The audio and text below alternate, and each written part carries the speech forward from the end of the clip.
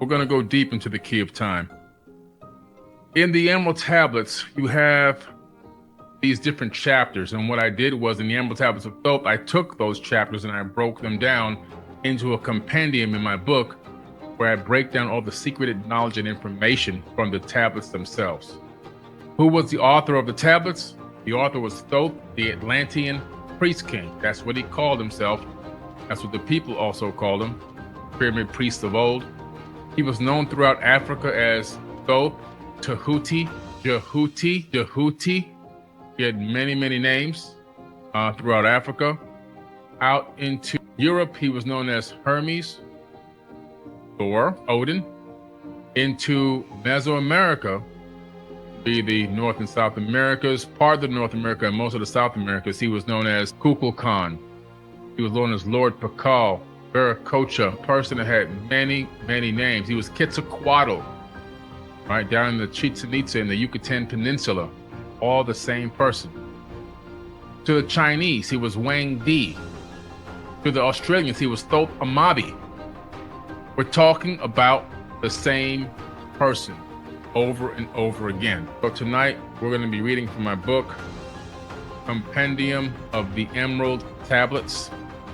And like I said before, what I did was I took the Emerald Tablets of Thoth, the Atlantean priest king, and I did a compendium. A compendium is when you take the information and you break it down in a way that makes it easier to understand for most people. That's why it says underneath the title, it says a beginner's guide.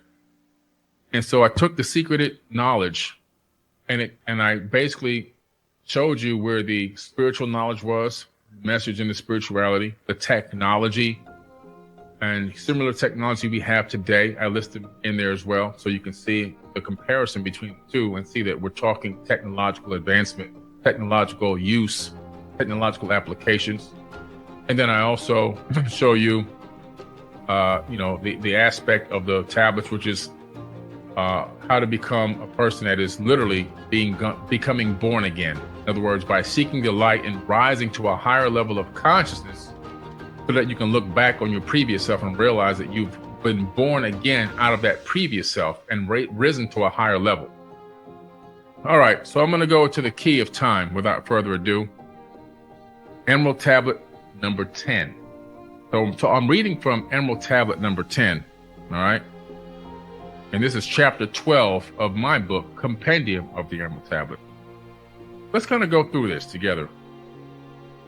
I always separate when Thoth is speaking and when I'm speaking. And Thoth said, "List ye, O man, take of my wisdom, learn of his deep hidden mysteries of space." It says the deep hidden mysteries of space. He's talking about the ether of space-time itself, this soup that we're living in. Learn of the thought that grew in the abyss, bringing order and harmony in space. He's talking about the thought. Thoth. The word thought comes from the name Thoth.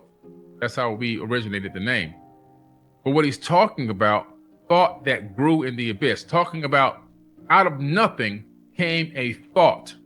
What is the first Hermetic principle? All is mind. That is the very first Hermetic principle. And so since all is mind, we're seeing here how the principles laid out many thousands of years later still fall back to the original, which is 36,000 years old. Know ye, O man, that all exists as being only because of the law. Know ye the law, and ye shall be free. Never be bound by the fetters of night. What he's saying here is once you understand this law, once you understand this universal law that all is mind, that mind transcends space and time, that mind then also goes out and sets out to create, it will set you free. You ever heard of a person that's talking about being imprisoned, right? And they've endured many, many years of imprisonment, and some of them become enlightened, and you ask them, how did you do the time? They say their mind was never in prison because the mind can travel, right? Look at remote viewers. I did a whole workshop on remote viewing. It's on Forbidden Knowledge TV. If you look at remote viewers, what do you see? You see that we're able to set our mind outside of space and time and gather intel on targets and locations. Why is that? Because the mind can transcend space and time. So what he's saying here is, know ye the law, and ye shall be free. Your mind shall be free. They can lock up the body, but they can never lock up the mind unless you give them authority to. Never be bound by the fetters of night. Never be locked up by darkness. Far through strange spaces have I journeyed into the depth of the abyss of time. This man's talking about time travel, 36,000 years ago. He says, far through the strange spaces I have journeyed into the depth of the abyss of time, until in the end, all was revealed. So he went back, probably and forward in time, looking and learning along the way. Know ye that mystery is only a mystery when it is knowledge unknown to man. He says, when ye have plumbed the heart of all mystery, knowledge and wisdom will surely be thine. In other words, he's saying here, when you have studied the depth of information, of knowledge against something that's a mystery to you, then it won't be a mystery to you anymore. You'll be wise. And this is a message to us for many things we can apply to in our lives. In other words, let's stop guessing and being ignorant to things that we should have knowledge of. Things are holding us back in life. Things are keeping us locked down. There's situations that are being withheld from us, blessings that we're actually not getting access to, simply because we won't put the energy into gaining the wisdom and knowledge to set ourselves free from the lack of knowledge, which is called ignorance. Seek ye and learn that time is the secret whereby ye may be free of this space. He's saying once you have the knowledge of time and how it works, how to send your mind through time, you'll be free of this space. In other words, the space that you're in, not space in the stars, but the space that you're occupying at this moment in time. So I add some conjecture to this. Thoth is telling us again what the sages of old have been saying for eons. Time does not exist. Clocks exist. When your scientists figure this out, they will rediscover what the ancients already knew. According to the theory of special relativity, it explains how there is a difference of time that elapses between two events as measured by observers. For example, if one person moves faster than another person, then the first person will experience time at a slower rate. And the clock, the faster the person is carrying, will tick slower than the clock the second person is carrying. With this understanding, it is not so difficult to accept the fact that the arrow of time is an illusion. If you lived in the fourth dimension or higher, you would be able to see the past, present, and future all at once. In general relativity, clocks that are near the stronger gravitational field of a planet run slower. This is an actual scientific fact. And so we know this. So time is bendable. Time is malleable. It's not a straight arrow, right? A straight arrow of time is actually an illusion. And we know that these time dilation bubbles exist. Thoth says, long have I, the God of wisdom, sought wisdom, and shall seek eternity's end. For know that ever before me receding shall move the goal I seek to attain. Even the lords of the cycles know that not yet have they reached the goal. For with all their wisdom, they know that truth ever grows. He's talking about the fact that knowledge is a lifelong journey. Knowledge is not something, oh, I know this, I'm done, I'm good to go, I'm good. I got everything I need to know now. I'm good, I'm straight. No, that's not how it works. A true seeker of knowledge and wisdom knows that it's a lifetime, everlasting journey. You never stop seeking and learning and gaining wisdom and knowledge. The day that you do is the day that you start dying spiritually. He said, even the lords of the cycles know that not yet have they reached the goal. For with their own wisdom, they know that truth ever grows. There's more truth and more truth. And sometimes previous ideas or concepts or hypotheses can be overturned if you are a true truth seeker. If you really are truly seeking wisdom and understanding. Over time, not all, but some of your concepts and ideas and perspectives will begin to evolve and change. It's not dogmatic. A truth seeker is not dogmatic in their belief system. Dogmatic belief is religion. Dogmatic belief is politics. Spiritual understanding and growth seeks attainment of adept initiate knowledge, nonstop. Once in a past time, I spoke to the dweller. He's talking about the dweller of Undal, which is really his father. Asked him the mystery of time and space. Asked him the question that surged in my being, saying, "O master, what is time?"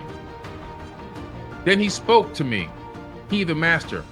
Know ye, O Thoth, in the beginning there was void and nothingness, a timeless, spaceless nothingness.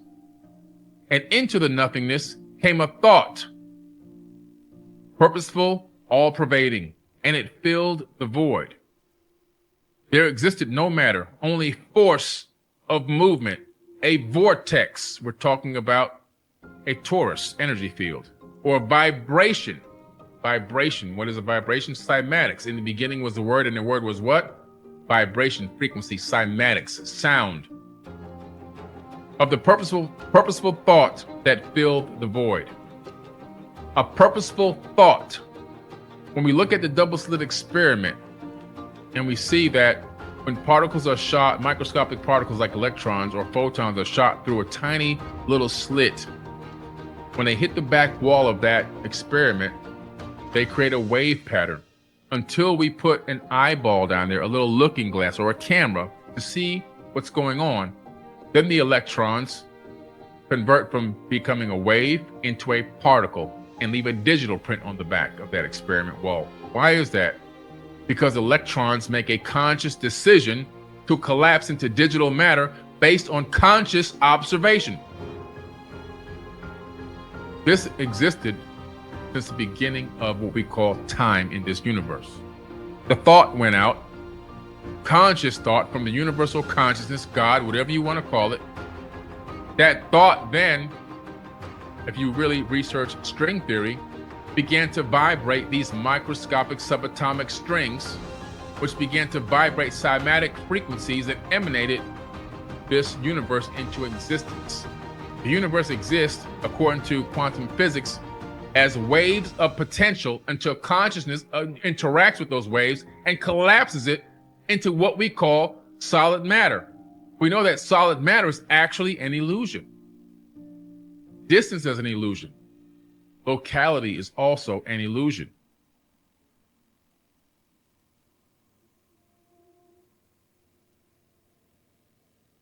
And Thoth said, and I questioned the master, saying, what was this thought?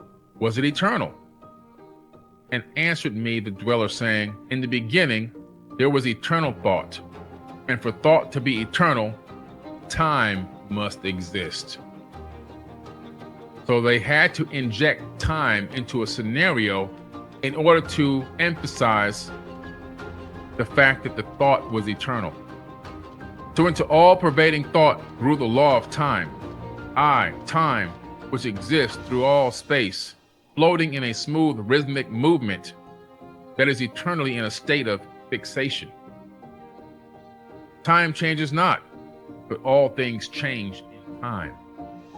For time is the force that holds events separate, each in its own proper place. Time is not in motion, but ye move through time as your consciousness moves from one event to another. See, you don't actually physically move. You don't go anywhere. Quantum physics proves locality and distance is actually an illusion. What is moving through this ether. It is your mind that's moving. And guess what? There's only one mind. Your meat suit that you call your body, it exists as both a wave of light and solid matter. We are truly beings of light because all that exists in the third dimension is made of light. Light waves that we can't physically see with our human eyes because our human eyes can only see less than 1% of the light spectrum. But yet, physics.org put out an incredible article just a few years ago showing how matter converts from waves of potential into solid matter based on conscious observation. They actually caught a particle in transition, moving from a wave into solidity, giving us that illusion that gives us this perspective of a third dimensional realm that we inhabit.